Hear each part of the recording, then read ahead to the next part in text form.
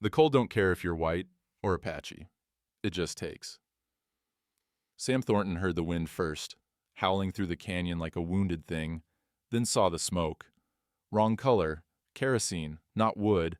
He kicked his mare into a run. The cabin door hung crooked on frozen hinges. Inside, the fire had died to embers.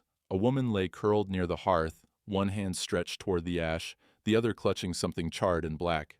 Her lips were blue.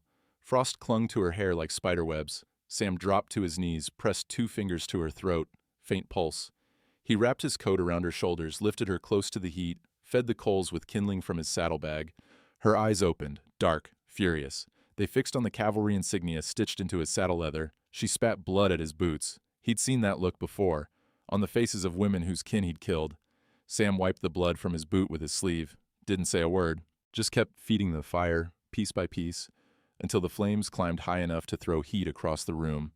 The woman's breathing came shallow and fast. Her fingers, black to the second knuckle, wouldn't let go of the charred paper. He'd seen frostbite before, bad kind, the kind that takes more than it gives back. He heated water in his tin cup, held it to her lips. She turned her head. Drink. She didn't move. You want to die holding that paper? That's your business. But you ain't dying in front of me. Her eyes flicked to his face, then away. After a long moment, she drank. 3 small sips, coughed, drank again. Sam wrapped her hands in strips torn from his spare shirt, careful not to disturb the paper she clutched. Wool blankets next, layered thick. The cabin smelled like kerosene and ash and something else. Fear, maybe. Or grief. Hard to tell the difference sometimes. He noticed the cavalry insignia then, catching firelight from where it hung on his saddle across the room. She'd seen it, known what it meant. He stood, walked over, unpinned the metal star, set it on the far windowsill, face down. That life's done, he said quietly. She watched him through half-closed eyes, didn't speak. By nightfall, her fever broke. Sam had kept the fire going, forced broth between her lips every hour. She'd fought him less each time.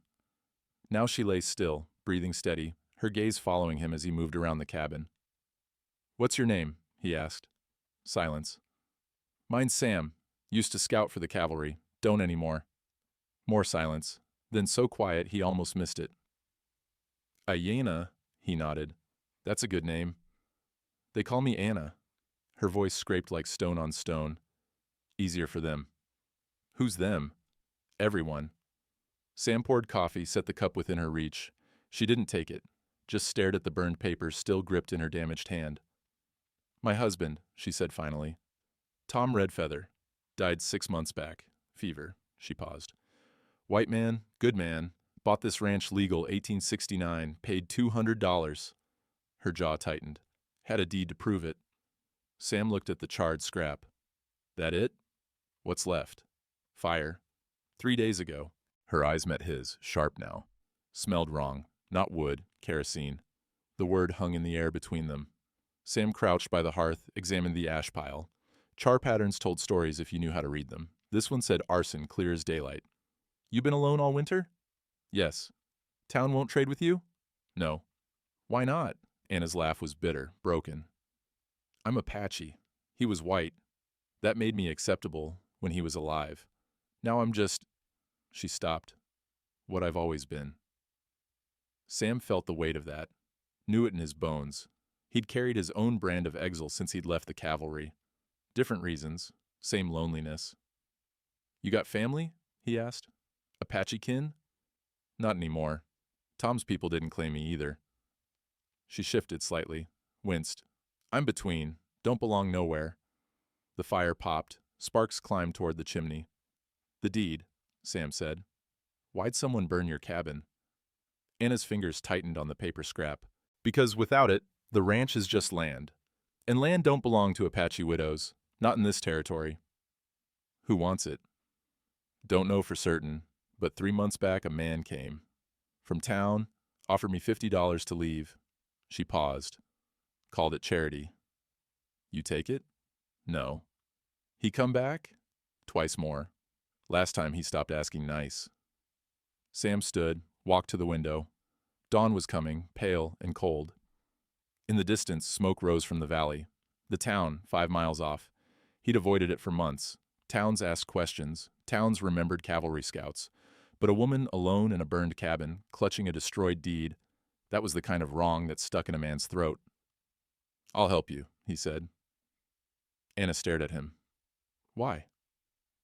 Sam looked at the insignia on the windowsill, at the hands that had carried rifles, given orders, watched villages burn. Because someone should have. She didn't answer, just turned her face toward the fire, exhausted. Sam pulled on his coat, stepped outside into the brittle dawn. The cold bit through his shirt. He scanned the valley, the distant smoke, the ridgeline. Frozen hoofprints led away from the cabin. 2 horses, recent, maybe a day old. Someone had been watching. 2 days passed. Anna's strength returned in pieces. First her voice, then her ability to sit upright, finally enough steadiness to walk the cabin's length without leaning on the walls. Sam kept the fire high, boiled broth from rabbit he'd trapped, and watched the ridgeline. No more hoofprints appeared, but the feeling of eyes on his back never left. On the 3rd morning, hoofbeats broke the silence. Sam stepped outside, rifle loose in his hands. A man in a deputy's coat rode up the trail, young, maybe 30, with a nervous habit of touching his gun belt without drawing. "Help you?" Sam called. The deputy reined in, didn't dismount. His horse stamped, breath fogging in the cold air. "Got a summons? For the woman?" He held out a folded paper, official wax seal catching the light. Red wax. "Town council meeting, Saturday noon, property dispute." Sam took the paper, scanned it. Legal language, dense and winding, but the core was simple. Squatter occupancy versus legitimate deed holder. "She ain't a squatter," Sam said. "That's for the council to decide." The deputy's eyes flicked toward the cabin door, where Anna had appeared, wrapped in a blanket. His jaw tightened. "Ma'am, you got 7 days to present proof of ownership. If you don't show, the claim's forfeit." Anna stepped into the doorway. "Who's claiming my land?" The deputy looked away. "Coulter Land and Trust Company." "Coulter," Anna's voice went flat. "The banker." "He's got a deed, ma'am, dated and sealed legal." The deputy shifted in his saddle. "I'm just the messenger." Sam felt the anger rise, forced it down. "She'll be there." The deputy nodded once, turned his horse, and rode back down the trail without another word. Saturday came cold and clear. Sam offered Anna his mare. She refused, insisted on walking. Her frostbitten fingers were healing slow, wrapped in clean cloth now, but her stride was firm, defiant. The town appeared at the base of the valley. Wood buildings huddled together like they were bracing against the wind. Main Street ran straight as a rifle shot. At its center stood the town hall, 2 stories of whitewashed plank and a bell tower that hadn't rung in years. People stopped to stare as they passed. Women pulled their children closer. Men muttered behind hands. Sam heard the words clearly enough. Half-breed, squatter, trouble. Anna walked with her chin up, eyes forward. Inside the hall, the air smelled like cigar smoke and lemon oil. A long oak table dominated the room, 5 council members seated behind it. At the head sat a man in his 50s, broad-shouldered, gray-bearded, suit pressed sharp, gold watch chain glinted across his vest. Hiram Coulter. "Mrs. Redfeather," he said, voice smooth as glass. "Thank you for coming." Anna didn't sit. "This is my land. I don't need an invitation." Coulter's smile didn't reach his eyes. "Well, that's the question before us, isn't it?" He gestured to the crowd filling the benches behind them. 40, maybe 50 townspeople. "Please, sit." She remained standing. Coulter shrugged, lifted a document from the table. "Gentlemen of the council, I present deed of sale for the Red Feather Ranch property, dated April 14th, 1868, purchased by Coulter Land and Trust from the Territorial Land Office for $200, signed, sealed, and witnessed." He set the deed on the table. The red wax seal caught the light. Anna's breath hitched. "That's impossible. My husband bought that land in 1869. "Do you have proof?" Coulter asked mildly. Anna pulled the burned fragment from her coat pocket, unfolded it carefully. The charred edges crumbled at her touch. "This is what's left, after the fire." "A fire." Coulter leaned back in his chair. "Convenient." "Convenient?" Anna's voice rose. "You think I burned my own home?" "I think desperation makes people careless." Coulter gestured to the fragment. "That could be anything, a bill of sale, a receipt. It's not a deed." "It's all I have left." Coulter spread his hands. "I sympathize, Mrs. Redfeather, truly. But the law requires documentation. I have mine, you have—" He paused, looked at the burned scrap. Ashes. The crowd murmured. Sam heard the shift, sympathy curdling into suspicion. One of the council members, an older man with wire-rimmed spectacles, cleared his throat. "Mr. Coulter, may I see your deed?" Coulter handed it over. The man studied it, frowning. "This seal, it's red." "My personal seal," Coulter said. "I use it for all my transactions." "Town registry uses brown wax." "I'm not the town registry." Coulter's smile thinned. "I'm a private citizen conducting private business." Another council member spoke up, a preacher, by his collar, gray-haired, lean, eyes sharp. "Mr. Coulter, if your deed is from 1868, and Mrs. Redfeather's husband purchased in 1869, how did he buy land you already owned?" Silence. Coulter's jaw tightened. "Tom Redfeather was misinformed, or defrauded. That's not my concern." "It's mine," the preacher said quietly. "I witnessed Tom's purchase. I was there." "Then you witnessed a fraudulent transaction, Reverend Moss." Coulter's voice went hard. "Perhaps you should examine your own records." The room erupted, voices overlapping, accusations flying.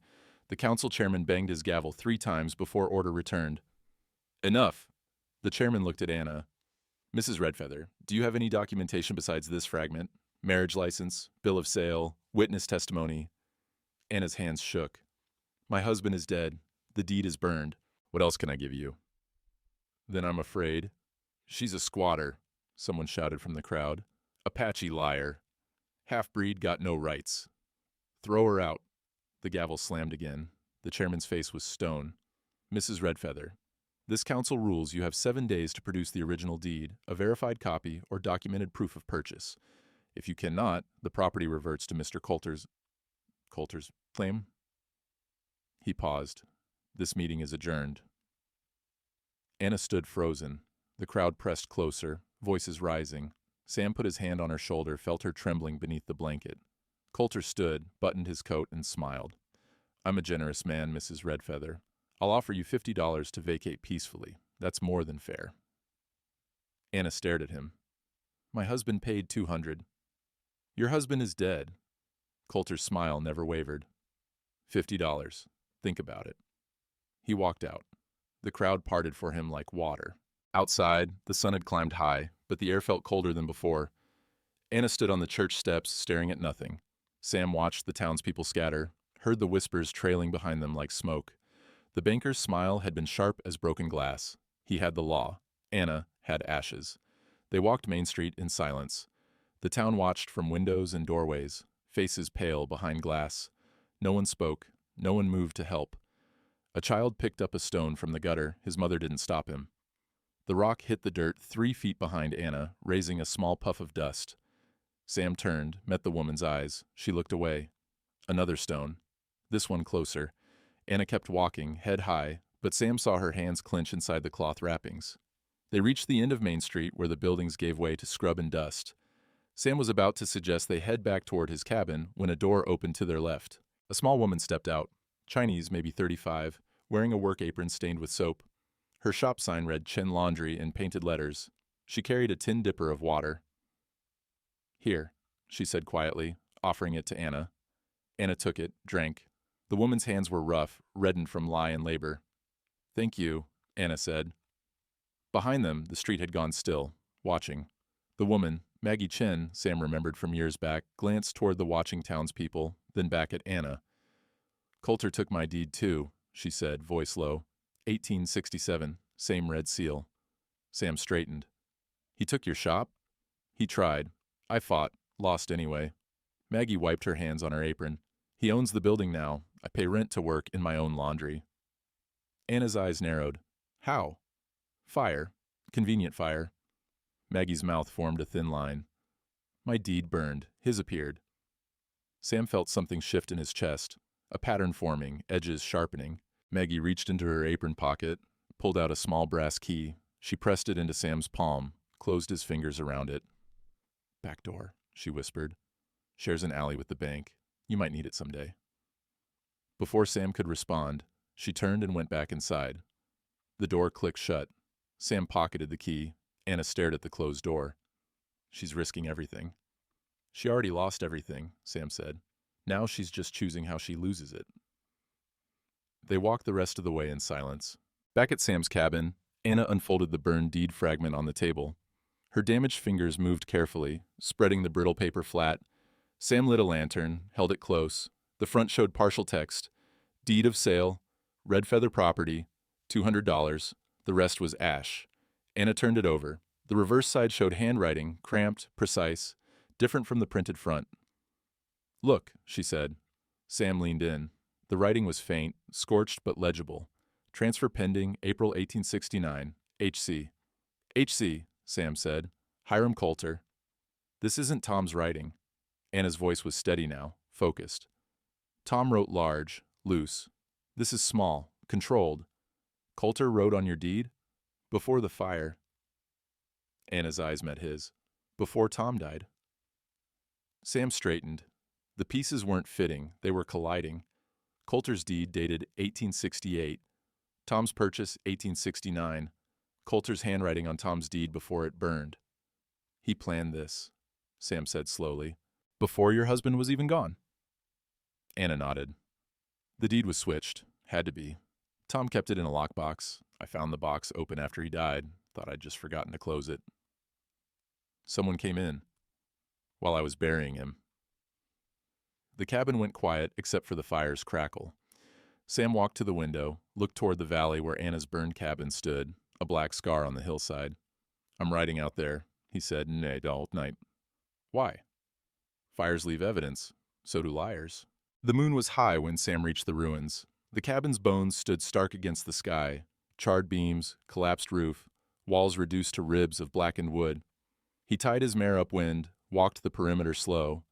The smell of burned timber still hung in the air, weeks old but persistent. Kerosene, too, sharp and chemical beneath the ash.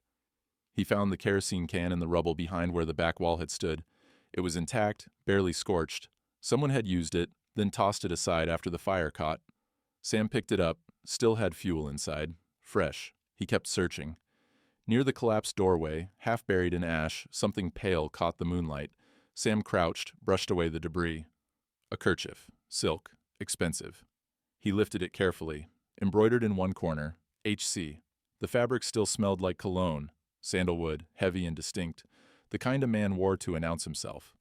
Sam folded the kerchief, pocketed it along with the kerosene can. He stood, surveyed the wreckage once more.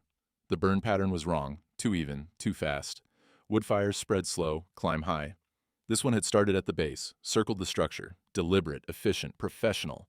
Someone had been paid to do this, maybe the same someone who'd ridden away on those 2 horses. Maybe the deputy himself. Sam mounted his mare, turned toward home. The evidence was thin. A can, a kerchief, handwriting on burned paper. In a court, it wouldn't hold. Coulter would dismiss it. His lawyer would shred it. But Sam wasn't thinking about courts anymore. He rode through the pre-dawn dark, the canyon walls black on either side. By the time he reached his cabin, the first pale light was bleeding across the horizon. Anna was awake, sitting by the fire, her wedding band visible now, worn on a rawhide cord around her neck. Silver, hand-carved, simple. She looked up when he entered. Sam set the kerosene can and kerchief on the table. Coulter did this, he said. Anna touched the kerchief, ran her damaged fingers across the embroidered initials. Now we prove it, she said quietly. The sun climbed higher. The kerchief still smelled like Coulter's cologne. Arson leaves, a signature. 2 days later, Anna insisted on going to the ranch. Sam argued against it. The council had ruled. The property was contested. Coulter owned the law. It's still mine, Anna said, until it's not. They rode at dawn, the cold air sharp enough to sting. The ranch sat in a shallow valley, protected on 3 sides by ridges. Good land. Water ran year-round from a spring on the northern slope. Tom Redfeather had chosen well. Sam saw the padlock before they reached the gate. New, heavy iron, gleaming. Behind the fence, 2 men stood with rifles, hired hands by their look, the kind who asked no questions and forgot no pay. Beyond them, the ranch house door hung open. Someone had been inside. Deputy Wesson sat his horse near the gate, hand resting on his gun belt. That nervous habit again, touching without drawing. Anna dismounted, walked straight to the gate. "Open it," she said. "Can't do that, ma'am." The deputy's voice was quiet, almost apologetic. "This is my land. Not according to the council." Sam stayed mounted, watching the hired men. They hadn't raised their rifles yet, but their fingers were close to the triggers. Paid to look dangerous. Probably were. Anna gripped the fence rail. My husband is buried 50 yards from here. You going to lock me out of his grave? The deputy's jaw tightened. He looked away, toward the distant hills. I got my orders, ma'am. From Coulter. From the council. Coulter is the council. Anna's voice rose. He owns 3 of the 5 seats. You know that. The deputy said nothing. Sam dismounted slow, approached the gate. One of the hired men shifted his rifle. Sam stopped, hands visible. Deputy, he said. Question. Wesson met his eyes. Who removed the grave marker? Silence. Sam pointed past the fence to where Tom Redfeather's burial site should have been. The wooden cross was gone. The ground had been trampled flat, covered with brush to hide the disturbed earth. Anna saw it. Her breath caught. They took his marker, she whispered. Who gave that order? Sam's voice was flat, dangerous. The deputy looked at the ground. Mr. Coulter said. He stopped, started again. Said it was disputed land. Nothing on it had legal standing. His grave has no legal standing? Those were the words used. Anna made a sound. Half sob, half fury. She climbed the fence before Sam could stop her, swung over the top rail. The hired men raised their rifles. Ma'am, don't... She ignored them, walked straight to where the grave had been, knelt in the trampled dirt. Her hands dug into the earth, searching for the marker, for anything. Sam's hand moved toward his gun. The hired men's rifles tracked Anna. The deputy dismounted fast, put himself between the rifles and Anna. Lower them, now! The hired men hesitated. I said lower them! They did, slowly. Sam relaxed a fraction. Not much. Enough. The deputy walked to where Anna knelt, stood there awkward and silent. After a moment, he spoke. I'm sorry, ma'am. Anna didn't look up. You're sorry won't bring back his marker. No, ma'am. She stood, brushed the dirt from her hands. The cloth wrappings on her fingers had come loose. The blackened skin showed underneath. Get off my land, she said to the deputy. Can't do that. Then shoot me, because I'm not leaving. The deputy's face went pale. I'm not shooting anybody. Then what are you doing? Anna's voice cracked. Standing here with a gun while they erase my husband? That what you call law? The deputy had no answer. Hoofbeats broke the standoff. A buggy appeared over the ridge, polished black, brass fittings gleaming. Hiram Coulter sat in the driver's seat, reins loose in his hands. He pulled up beside the gate, set the brake, climbed down with the ease of a man who owned everything he touched. Mrs. Redfeather, he said pleasantly, you're trespassing. Anna turned to face him. You had my husband's grave destroyed. I had disputed land cleared. There's a difference. Coulter adjusted his coat.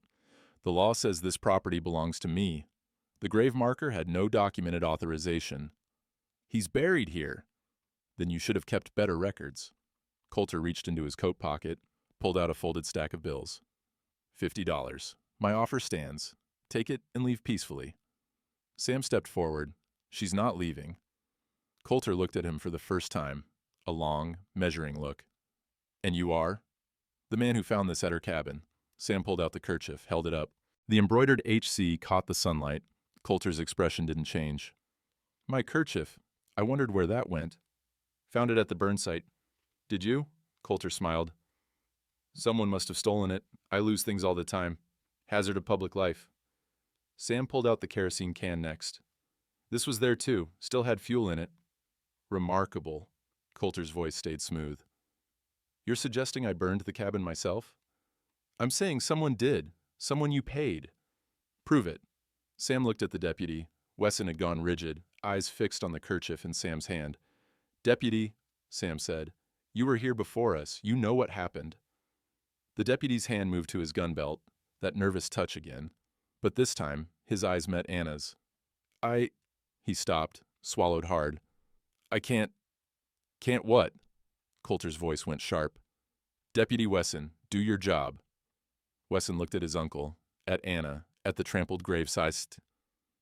I set the fire, he said quietly. The words fell like stones. Anna went still. Sam's hand dropped to his gun. Coulter's face darkened. Frank, he paid me. The deputy's voice was stronger now. $50. Told me to burn the cabin, make it look like an accident. Said the deed would be gone and no one would know the difference. He looked at Anna. I'm sorry, ma'am. I needed the money. My wife. He stopped. That's no excuse. Coulter's smile had vanished. You're fired. I know. You'll never work in this territory again. I know that too. Sam felt something loosen in his chest. Vindication, maybe, or just relief that the truth was finally standing in the daylight. Deputy, he said, will you testify? Wesson looked at Coulter, at the hired men, at the life he was about to lose. No, he said finally. I can't. He's my uncle. He owns the bank. My wife's sick. We need... His voice broke. I can't. The hope died as fast as it had kindled. Coulter straightened his coat, picked up the bills he'd set on the buggy seat. $50, Mrs. Redfeather. He held them out. Or nothing, your choice. Anna stared at the money, at the deputy who'd confessed but wouldn't testify, at the hired men with rifles, at Sam, who had evidence no court would accept, at the trampled earth where her husband's grave had been. The deputy knew the truth. He just couldn't afford it. Anna took the bills from Coulter's hand. $50. Crisp paper, clean edges, 6 months of food, maybe more if she rationed, enough to start over somewhere else. Somewhere no one knew her name, or her dead husband's, or the cavalryman who'd tried to help. She held the money, felt its weight. The deputy watched, eyes hollow. The hired men lowered their rifles. Coulter smiled. A wise choice, Mrs. Redfeather. I'll have my men help you gather your... Anna tore the bills in half. The sound was sharp, final. She tore them again and again. Pieces fluttered to the ground like snow. Coulter's smile died. My name, Anna said, voice steady as stone, is Ayanna. Not Anna, Ayanna. She dropped the torn money at his feet. This land remembers, even if you don't. Coulter's face went red. You'll regret. I'll have you arrested for vagrancy, Coulter snapped. Thrown in jail. No property, no money, no legal standing. You're nothing. Sam stepped between them. She's staying at my ranch. That makes her my guest. Not a vagrant. Your ranch? Coulter's eyes narrowed. The old Thornton place? I seem to recall that property has back taxes. Paid in full, last month. Sam's voice was cold. Want to see the receipt? Coulter's jaw worked. He looked at Anna, at Sam, at the torn bills scattered in the dirt. 7 days, he said finally. That's all you have.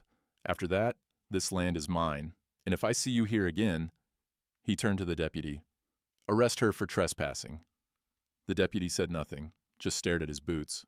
Coulter climbed into his buggy, snapped the reins, and drove off without another word.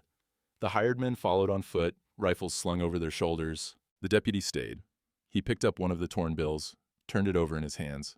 I'm sorry, he said again, for all of it. Anna looked at him. You could testify. I'd lose everything. You already lost it. You just don't know yet. The deputy flinched like she'd struck him.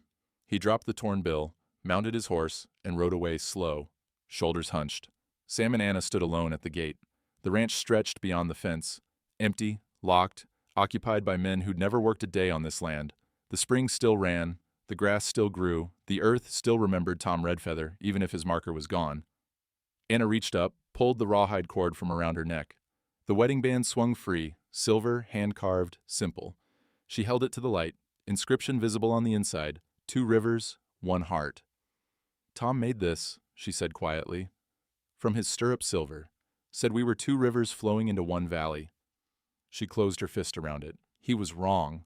We were always 2 rivers, just running side by side. Sam didn't speak. Anna tucked the band back under her shirt against her skin. What do we do now? Find proof he can't dismiss. We have proof. The deputy confessed. A confession he won't repeat in front of a judge. Sam looked toward the distant town. We need something Coulter can't explain away, something that ties him to the fraud directly. Like what? The deed, the real one, or the paperwork that shows he forged his. Sam paused. Marriage licenses are kept in the town registry. If we can prove you and Tom were legally married. We were. Reverend Moss performed the ceremony, 1869. Then there's a record, a license with both your names, the date, the witness signature. Anna's eyes sharpened. Coulter keeps the registry. In his bank. We can't just walk in and ask. Sam pulled Maggie Chen's brass key from his pocket. The metal caught the light, small and ordinary and dangerous. No, he said. We can't. They rode back to Sam's cabin in silence. The sun climbed high, but the cold stayed deep. Inside, Sam built up the fire while Anna sat at the table, staring at nothing. The wedding band pressed against her chest under her shirt, a small weight, constant. A knock at the door broke the quiet. Sam opened it. Reverend Moss stood outside, hat in his hands, coat dusted with road dirt. "May I come in?" Sam stepped aside. The Reverend entered, nodded to Anna, removed his coat. He smelled like pipe tobacco and old books. When he set his Bible on the table, it landed heavy, years of use, leather cover worn smooth. "I heard what happened at the ranch," he said.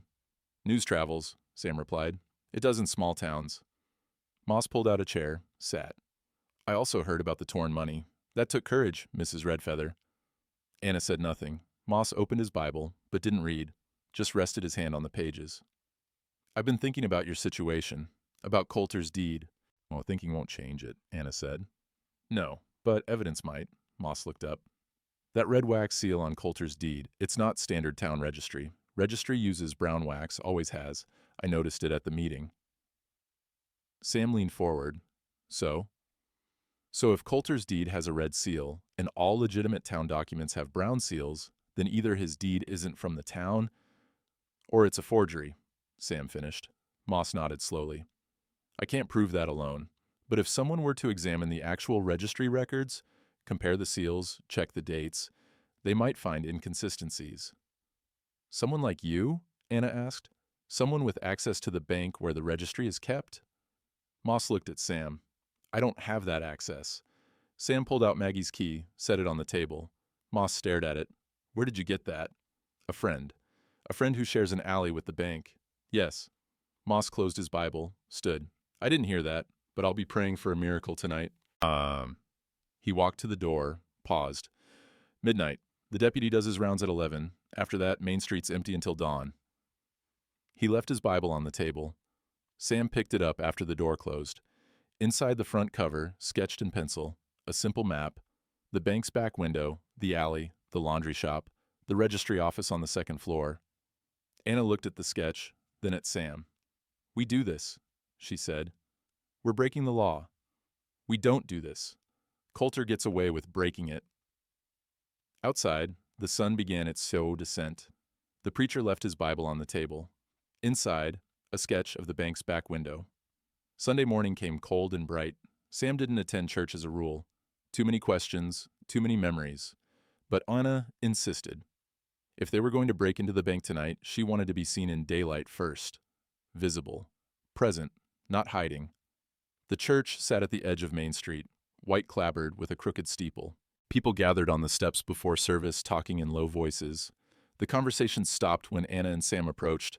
Women pulled their skirts aside. Men turned their backs. Children stared until their mothers swatted them silent. Inside, the pews filled quickly. Anna walked down the center aisle, head high. Every bench had room. None offered space. She sat in the back row, alone. Sam stood against the wall near the door. Reverend Moss took the pulpit, opened his Bible. The congregation settled, coughing and rustling. Then Moss began to speak. Gospel of Matthew, chapter 9. "I desire mercy, not sacrifice, for I have not come to call the righteous but sinners." He paused, let the words hang. "There are some among us who believe righteousness is measured by property, by standing, by who we allow to sit beside us in God's house." His voice was calm, but it carried weight. "The Pharisees believed the same. They kept their distance from tax collectors and sinners. They sat in their clean robes and thanked God they were not like other men." Someone coughed. A bench creaked. "Jesus sat with sinners," Boss continued. "He ate with them, touched them, loved them." He looked out over the congregation. He did not ask for their deeds or their bloodlines or their bank accounts. He asked for their hearts. Hiram Coulter stood abruptly. His pew was third from the front, center aisle. He buttoned his coat with deliberate slowness, turned, and walked toward the door. Half the congregation followed, boots on wood, skirts rustling, the sound of 30 people choosing sides. Sam stepped aside to let them pass. Coulter met his eyes for a moment, cold, calculating, then walked out into the sunlight. The door swung shut. Reverend Moss watched them go. His expression didn't change. "Let us pray," he said quietly. After the service, Moss found Sam and Anna outside. The departing congregants had scattered quickly, eager to be gone. Those who remained lingered near the steps, uncertain. "That was quite a sermon, Reverend," Sam said. "It needed saying." Moss pulled his pipe from his coat. Didn't light it. Just held it, a habit. "Coulter won't forget." "He fund your church?" He does. Or did. Moss smiled faintly. I suspect that's ended now. Anna looked at the half-empty churchyard. You lost half your congregation. I kept the better half. Moss gestured toward the steps where a few families still gathered. The ones who stayed are the ones who listen. The rest were just filling pews. A woman approached, small, rough hands, wearing the same work apron Sam had seen days before. Maggie Chen. She nodded to Anna, then to Moss. Reverend, she said, may I speak with you? Privately? Of course. Moss glanced at Sam. My rectory. 10 minutes. They walked across the yard together. Anna, Sam, Maggie, and the Reverend. The rectory was a small building behind the church, plain wood, single room. Books lined every wall. A desk sat beneath the window, covered in papers and ledgers. Moss closed the door, locked it, drew the curtain. What I'm about to show you, he said slowly, could cost me my position, possibly my life. He went to the desk, pulled open the bottom drawer, removed a false panel. Beneath it lay a leather-bound ledger, thick with years of entries. Moss set it on the desk, opened to the first page. 3 years ago, he said, a Chinese family lost their grocery to fire. The deed burned. Coulter appeared with an older deed, red seal, dated before their purchase. They had no proof. They lost everything. He turned the page. 6 months later, a Mexican blacksmith, same pattern, fire, lost deed, Coulter's red seal, property seized. Another page. Then a widow, then an Apache family on the northern ridge. Then a farmer who couldn't read English and signed the wrong papers. Moss looked up. 12 properties in 3 years. All the same method. All the same seal. Sam stared at the ledger. Names, dates, property descriptions, meticulous records, written in Moss's careful hand. You've been documenting this, Sam said. I'm a preacher. I keep records of births, marriages, deaths. I also keep records of injustice. Moss's voice was quiet. I've been waiting for the right moment. The right case, one that couldn't be ignored. Anna leaned over the ledger, read the names. Her finger stopped on one entry. Ayanna Redfeather, widow, Tom Redfeather Ranch, 1870, deed destroyed by fire, Coulter claim filed. You knew, she whispered. You knew before the meeting. I suspected. I've suspected for years. Moss closed the ledger. But suspicion isn't proof, and I'm a man of God, not the law. I needed someone who could act. He looked at Sam. Someone who isn't afraid of Coulter. Someone who has nothing left to lose. Sam picked up the ledger, felt its weight. 3 years of crimes recorded in ink, 12 families, 12 stolen properties. This is evidence, Sam said. It's a beginning. Moss turned to Maggie. Tell them. Maggie stepped forward, hands clasped tight. I'll testify, if others will. Alone, they'll destroy me, but together... She paused. There's power in numbers. How many will stand with you? Anna asked. 3 for certain, maybe 5. Maggie's voice was steady. The blacksmith, the widow, 2 farmers. They're afraid, but they're also tired of being afraid. Moss nodded slowly. If you can retrieve the marriage license tonight, prove Anna's claim is legitimate, then we present everything together, the ledger, the testimony, the pattern of fraud. Coulter will fight, Sam said. Of course he will. He'll call it conspiracy, he'll threaten, he'll buy witnesses. Moss met Sam's eyes. But he can't buy the truth, and he can't silence 12 families at once. Anna touched the ledger, traced the edge with her damaged fingers. This could work. It could, Moss agreed, or it could get us all killed. Outside, footsteps passed the rectory. Voices. Someone laughed. Harsh, mocking. Sam recognized one voice. Deputy Wesson, another, Coulter. They were discussing the church service, the walkout, the Reverend's betrayal. Moss heard it too. His jaw tightened. Midnight, Sam said quietly. I'll get the license. Moss nodded. I'll be praying. The footsteps faded. Maggie opened the door a crack, checked the yard. Empty now. She slipped out without a word. Sam and Anna followed. Reverend Moss stood alone in his rectory, surrounded by books and ledgers and 3 years of carefully documented crimes. 12 families, 12 red seals, 12 silence about to break. Evening settled over Sam's cabin like a held breath. Anna sat by the fire, cleaning Sam's saddle with a rag and oil. The leather gleamed under her careful hands. She found the insignia tucked inside the saddlebag, The cavalry star Sam had removed that first morning. She pulled it out, held it to the firelight. The metal was worn smooth in places, carried for years. "You kept it," she said. Sam looked up from where he was checking his rifle. "Yeah." "Why?" He was quiet for a long moment. "Reminder." "Of what?" "What I did." He set the rifle down. "What I can't undo." Anna turned the insignia over. On the back, engraved 3rd Cavalry Company B. She recognized the unit. Every Apache did. "Canyon Dell," she said quietly. 1866. Sam's hands went still. "You led that raid." It wasn't a question. Sam's face was stone. "Yes. My husband's cousins died there. His aunt. Her children." Anna's voice stayed level, but her grip on the insignia tightened. "Tom never spoke about it. But I knew. Everyone knew." "I'm sorry." "Are you?" She looked at him directly. "Or are you just sorry I found out?" Sam stood, walked to the window. Outside, night had come full and dark, stars scattered across the sky like broken glass. "I don't know," he said finally. "Both, maybe." "That's honest, at least." Canyon Dell was... He stopped, started again. "We had orders. Reports said the village was hiding hostiles, weapons, supplies for raiders." His voice was flat, reciting. "We went in at dawn, burned the lodges, rounded up anyone who ran." "Anyone?" "Anyone." Sam's reflection in the window looked older than his years. Women, children, old men, didn't matter. Orders were orders. Anna set the insignia on the table. "Did you kill them yourself?" "Some." "How many?" "I stopped counting." Sam turned to face her. "I stopped counting because if I counted, I'd have to remember their faces.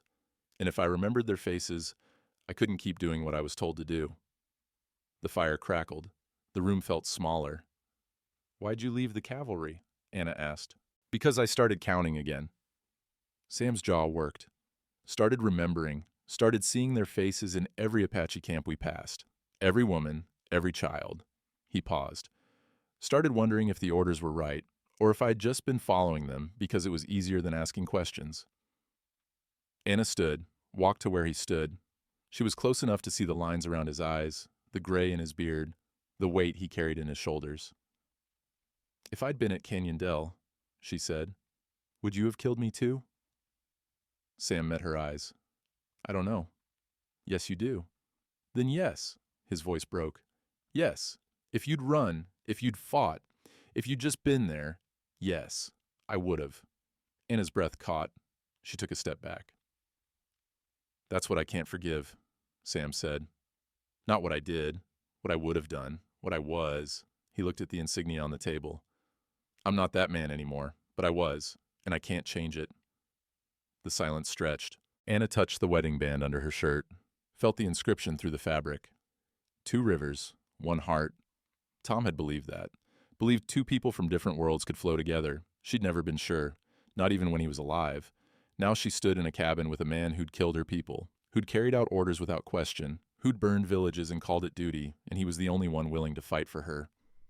"I don't forgive you," she said finally. Sam nodded. "I know. Maybe I will, someday, when this is over." She picked up the insignia, pressed it back into his hand. "But right now, I don't have time for forgiveness. I have time for justice." She walked to the door, pulled on her coat. "Where are you going?" Sam asked. "With you, to the bank." "It's too dangerous." "It's my deed, my husband, my land." Anna's eyes were hard. "You don't get to protect me from this." Sam looked at her, at the determination in her face, the wedding band visible now at her throat, the damaged hands that had torn $50 rather than surrender.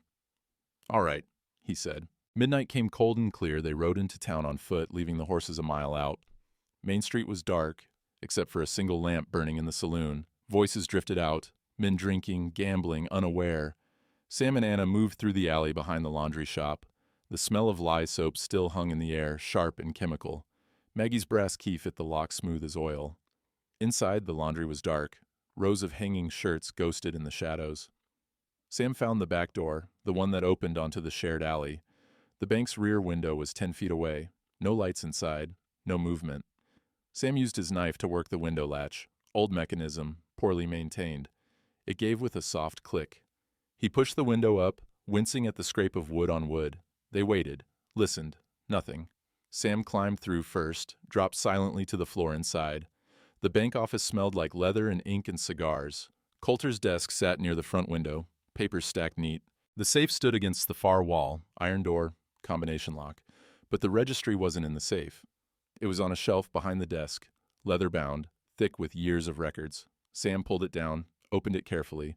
The pages crackled. He scanned entries by lamplight filtering through the front window. Births, deaths, marriages, property transfers. He found it on page 47, marriage license. Thomas Redfeather and Ayanna, no surname listed. April 12, 1869. Witnessed by Jacob Moss, circuit minister, legal, documented, proof. Sam was about to close the ledger when something else caught his eye. A drawer in Coulter's desk, slightly open.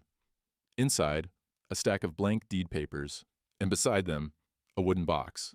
Sam opened the box. Inside, a wax seal stamp, red wax sticks, a dozen blank deeds already stamped with Coulter's personal seal, pre-made forgeries, ready to use. Anna saw it over his shoulder, her breath hissed between her teeth. "Take one," she whispered. Sam grabbed a blank stamped deed, folded it carefully. Footsteps outside. They froze. The front door rattled. A key scraped in the lock. Sam shoved the registry back on the shelf, pocketed the blank deed.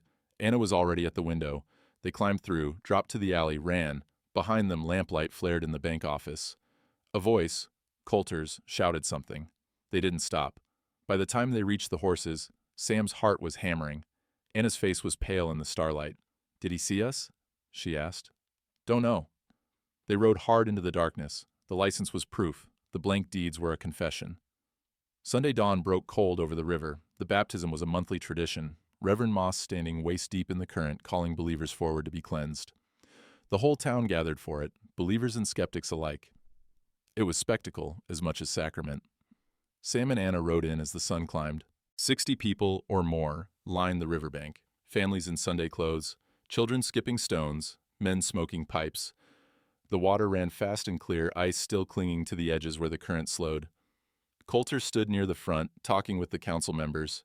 His buggy was parked on the high ground, polished and gleaming. He saw Sam and Anna arrive, watched them dismount. His expression didn't change, but his hand moved to his vest pocket. Touched something there, checking. Reverend Moss stood at the water's edge in his black coat and boots. He raised his hands, called for attention. "Brothers and sisters, we gather to witness the washing away of sin, to see the old life buried, the new life raised." His voice carried over the water's rush. "Step forward, any who seek cleansing." No one moved. Moss waited. The crowd shifted, uncomfortable. "Then let me call forward those who need it most." He looked directly at Coulter. "Hiram Coulter, step into the water." The crowd went silent. Coulter's smile was thin. "Reverend, I was baptized as a child." "Then consider this a renewal." Moss's tone allowed no argument. "Come." Coulter hesitated. The crowd watched. Refusing would look like fear or guilt. He walked to the water's edge, removed his coat, handed it to one of his hired men, stepped into the river in his shirt and vest. The cold made him gasp. The current pulled at his legs. Moss waited until Coulter reached him, then spoke loud enough for everyone to hear. "Do you come seeking forgiveness?" "I come because you asked, Reverend." "That's not what I asked." Coulter's jaw tightened. "I've done nothing requiring forgiveness." "Then you come seeking truth." "I know the truth." "Do you?" Moss pulled a folded paper from inside his coat, somehow kept dry despite the water. He held it up. "This is your deed, the one you presented to the council. Show them the seal." Coulter took the deed, held it high. The red wax seal caught the sunlight. "A legitimate deed," Coulter said, "dated 1868. "That seal," Moss said clearly, "is red. Town registry uses brown wax, always has." He looked at the crowd. "Why is your seal different, Mr. Coulter?" "I use my personal seal for private transactions." "How convenient." Moss turned to Sam. "Mr. Thornton, what did you find at the burned cabin?" Sam stepped forward, pulled the kerchief from his pocket, held it up. The embroidered HC was visible even from a distance. This, in a kerosene can, still had fuel in it. The crowd murmured. Coulter's face darkened. "That kerchief was stolen from my office. I reported it missing." "When?" Sam asked. "Weeks ago." "Funny. It still smells like your cologne." Sam tossed it to one of the townspeople. A woman in the front row. She caught it, sniffed, nodded. Sandalwood, she confirmed. Coulter's hands clenched. This is absurd.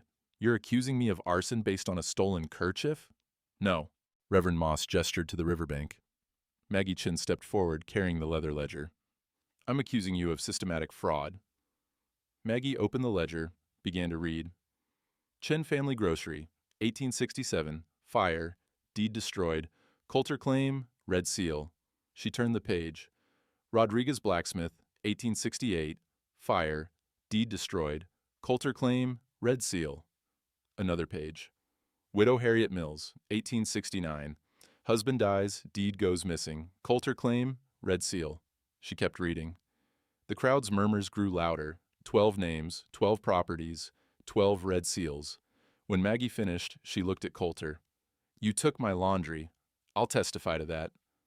A man stepped forward from the crowd, the blacksmith, his arms scarred from forge work. You took my shop. I'll testify. Another woman. My husband's farm. 2 more men. Our land. 5 people, standing together, no longer silent. Coulter's face had gone pale. You have no proof. Just accusations from people who lost legitimate disputes. We have this. Sam pulled out the blank deed, the one he'd taken from Coulter's desk, pre-stamped with the red seal. Found in your office, blank deeds, ready to forge. The crowd erupted. Lies, Coulter shouted. You broke into my bank. That's theft. It's evidence, Sam said calmly.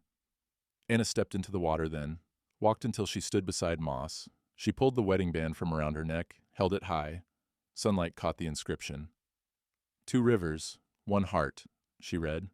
My husband made this. He married me legal, 1869. Reverend Moss witnessed it. She looked at Moss. Tell them. Moss nodded. I witnessed the marriage.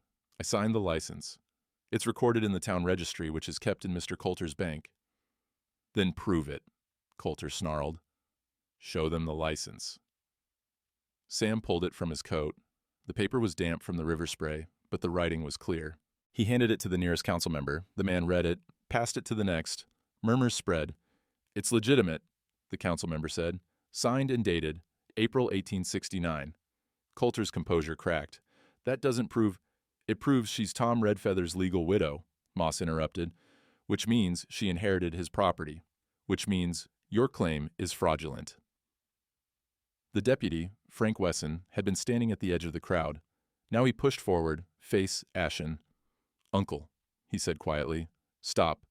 Coulter spun. Frank, I can't watch this anymore. Wesson unpinned his badge, held it for a moment, then dropped it in the river. The metal flashed as it sank.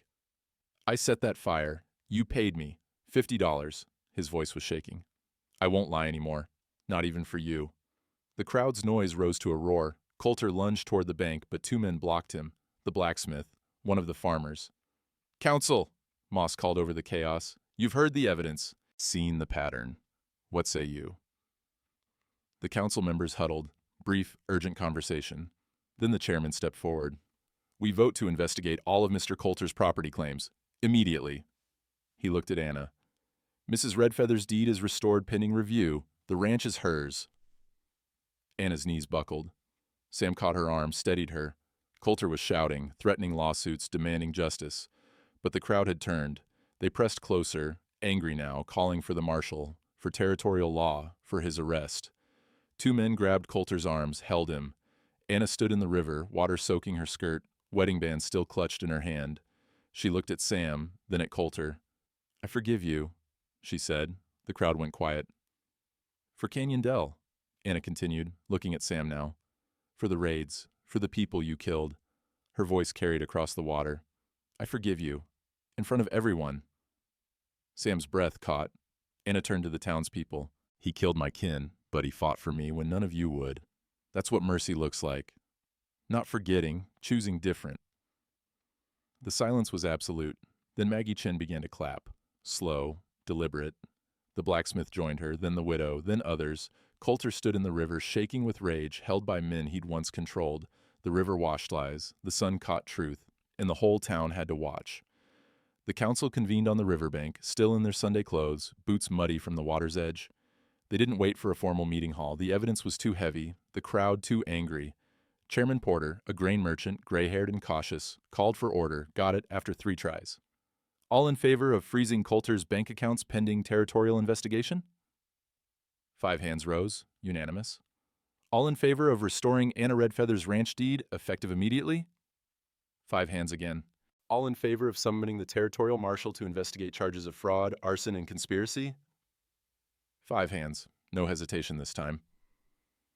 Porter looked at Coulter, still held between 2 farmers in the shallows. Water dripped from his vest. His face was the color of old ash. Mr. Coulter, you're to remain in town until the marshal arrives. Deputy Wesson's resignation leaves us short, but I'm appointing Thomas Birch as interim. He nodded to the blacksmith. Tom, see that Mr. Coulter doesn't leave. The blacksmith smiled without warmth. Be my pleasure. Coulter's hired men had already melted into the crowd, unwilling to stand beside a sinking ship. 2 townsmen brought a wagon. They loaded Coulter into the back like cargo, hands bound with rope someone pulled from a saddle. He didn't speak, didn't struggle, just stared at nothing as the wagon rolled toward the jail. Reverend Moss climbed from the river, water streaming from his coat. He looked older somehow. The weight of 3 years of documentation finally lifted. Maggie Chen approached, handed him a dry blanket. That was quite a baptism, Reverend. Wasn't the cleansing I expected. Moss wrapped the blanket around his shoulders. But it's the one we needed. The crowd began to disperse, families drifting toward home, voices low, processing what they'd witnessed. A few people approached Anna, hesitant, ashamed, and offered quiet apologies. She accepted them with small nods. No words, she didn't have any left. Sam stood apart, watching.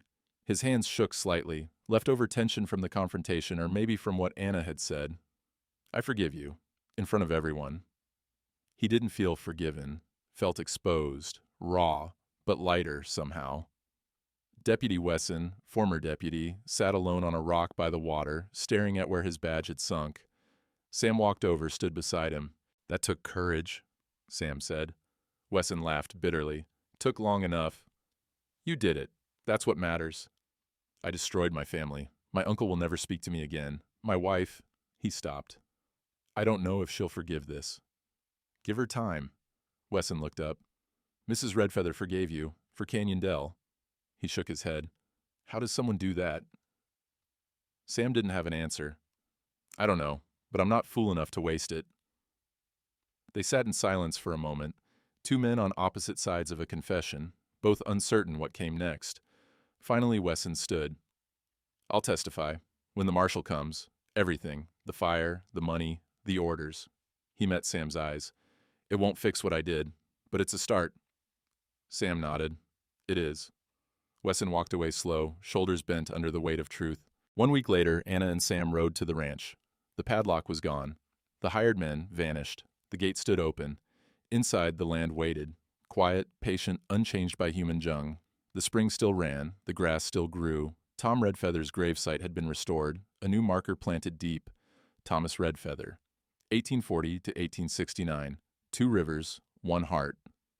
Anna knelt beside it, placed her hand on the wood, stayed there a long time. Sam waited by the corral, giving her space. When she finally stood, her eyes were dry. She'd done her grieving. This was something else. Closure, maybe, or permission to move forward. Help me plant the fence posts, she said. They worked side by side, Sam digging holes, Anna setting posts, both tamping earth firm around wood. The rhythm was old, familiar, the kind of work that didn't require words. By afternoon, 10 posts stood where the old fence had burned. Not a full fence, just a beginning. Anna stepped back, wiped sweat from her forehead. Tom built the first fence alone. Took him 3 months. You're not alone, Sam said. She looked at him. No, I'm not. Reverend Moss appeared on the ridge, riding a tired mule. He dismounted, walked down carrying a basket covered with cloth. Maggie sent food, he said. Thought you might be hungry. They sat in the grass and ate. Bread, cheese, dried apples. Simple food. It tasted better than anything Sam remembered. Moss pulled out his pipe, didn't light it, just held it. Council voted to audit all of Coulter's properties this morning. 12 families getting their deeds back. Maybe more. That's good, Anna said. It's justice. Moss looked at the new fence posts. The territorial marshal arrives tomorrow. Wesson's ready to testify. With his statement and the ledger, Coulter will serve time. How long? Sam asked. 7 years minimum, maybe more. Moss paused. His bank's being seized, assets distributed to make restitution.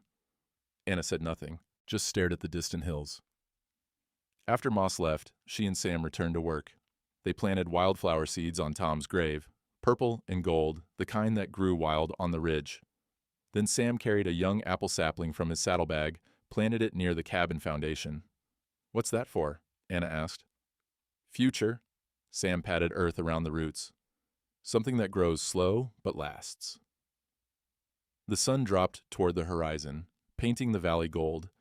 Two shadows worked side by side at sunset, separate but together, building something new from ash and memory and hard-earned grace. Anna wore her wedding band openly now, on her finger, not hidden. Tom's memory honored, but not worshipped. The fence stood where the old one burned. Different wood, same purpose. Years rolled on like they do, slow, then fast, then gone, before you notice. The territorial marshal came, took Coulter east in chains. 7 years hard labor, they said. He served 5. Got out quiet, left the territory for good. Some men learn, most just leave. Deputy Wesson testified like he promised. Lost his family over it. His wife couldn't forgive what his uncle's money had bought them. But he found work on Anna's ranch, learned to tend horses instead of enforce bad laws. Redemption's a long road. He's still walking it. Reverend Moss's church split permanent. The half that walked out built their own building on the south end of town. His half stayed small, stayed faithful. He preached under cottonwoods when they couldn't afford lamp oil. God don't need buildings, he'd say. Just people willing to listen. Maggie Chin got her laundry back, deed restored, and legal. She expanded, hired 3 women who'd lost their own shops, built something bigger than what she'd lost. Anna's ranch became a gathering place for folks the town had forgotten.